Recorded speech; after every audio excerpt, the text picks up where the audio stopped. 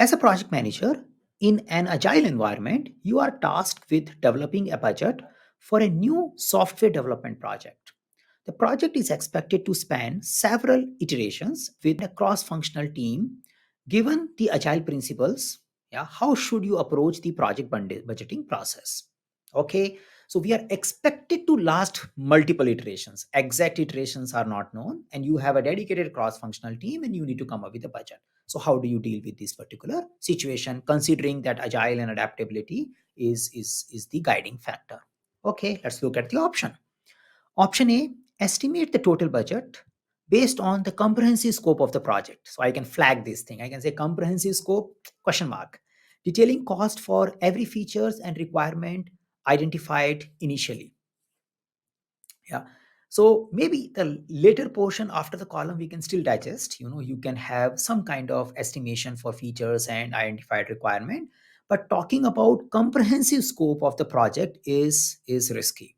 Why? Because in the agile way of working, we don't want to get into the details of scope, at least at a comprehensive level, because things are expected to evolve. And that's why we are going for agile ways of working. So we can flag it. We can say this doesn't look good because it is talking about comprehensive scope. Option B, calculate the budget by estimating cost of each user story in the product backlog and summing them to get the total project cost. Yeah. Now, that's a contingent option. But the whole issue is, how do I know a one story will cost me this much? Even when we do any cost estimate, the cost is derived after knowing the resource, effort, duration. Just looking at a user story and I put a money number there, yeah, that could be a super high level cost estimate, but not necessarily help me, because in the agile way of working, we may not know direct dollar value for each and every user story.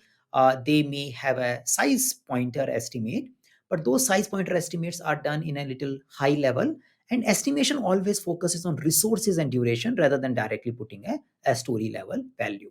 So that's a possible alternative. In some agile frameworks, we may have at a super high level estimation, we may have size based cost estimation. That's a possibility. Yeah. So option B may be possible, but if I get a better option which focuses on looking at a resource and the time they are allocated to, then I will go with that option.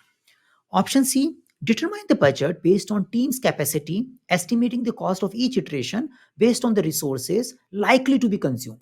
That is good, because I can say this is my cross functional team which is going to work for these many iterations. Indirectly, it requires some kind of estimation of your product backlog. Based on that, you forecast how many sprints your or iterations your project will take. But you are finding out what is the cost of a given iteration and how many iterations we will take. The cost of the iteration can be figured it out based on identifying the type of people and the type of other resources are consumed in that particular iteration, and based on that we can do a forecast. So and likely is a good word, because it is not saying it will be a very definitive forecast. So the word likely to be consumed is also great. Yeah. So this looks great out of the first two available. B is a candidate option, but C is giving us a better clarity because it is directly talking about the people, resources, time, people, skills, and all those kind of words. Option D, set a fixed budget in the beginning of the project, allocate equal amount to each iteration irrespective of change in scope or resources. It's possible, but the word fix is difficult.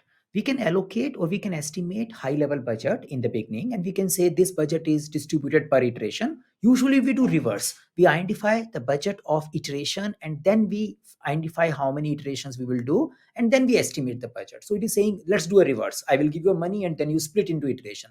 Usually it doesn't work that way. And the another negative word it has is fixed. Though, as we understand, the budgeting is not very critical activity in case of agile way of working, because we are more focusing on finding the solution, and we do expect there will be high variances in our initial budget and overall execution or real actual expenses we will make, because we are dealing in the uncertain environment. And that's the reason most of our agile reporting and framework things may not get into too much cost variance kind of reports. The cost is a very important element for predictive life cycle, not that much important element for adaptive way of working. Having said that, if we need to come up with high level forecast for the cost, we need to come up with the number of iterations sprints you need to spend in a given project. identify the cost associated with each sprint with the help of resources, the people, and the material licenses and all, and project that based on multiplying it with number of iteration. So out of available option C looks good, and we are focusing on the task 5 of process domain, which is all about plan and manage budget and resources. The topic which we referred here is agile budgeting, and we explored how it might be a little different from our predictive way of doing budgeting.